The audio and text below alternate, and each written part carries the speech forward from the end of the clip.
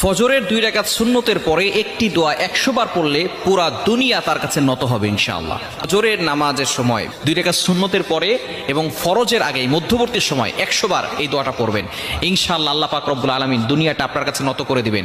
আপনি এই দোয়াটা 100 বার করার পরে আপনি আল্লাহর কাছে দোয়া করবেন, আল্লাহ পাক রব্বুল আলামিন আপনার দোয়াগুলো কবুল করবেন। যত ধরনের কষ্ট আছে, দুঃখ আছে, সব আকাঙ্ক্ষাগুলো আপনি আল্লাহর কাছে বলবেন, দেখবেন আল্লাহ তাআলা সব কিছু আপনার জন্য সহজ করে দিবেন। কিভাবে আমলটি করবেন? প্রথমে 11 বার দুরূদ শরীফ পড়বেন। দুরূদ শরীফ হচ্ছে আল্লাহুম্মা সাল্লি আলা মুহাম্মদ, যেটা দুরূদ ইব্রাহিম আছে, এই দুরূদটা পড়বেন।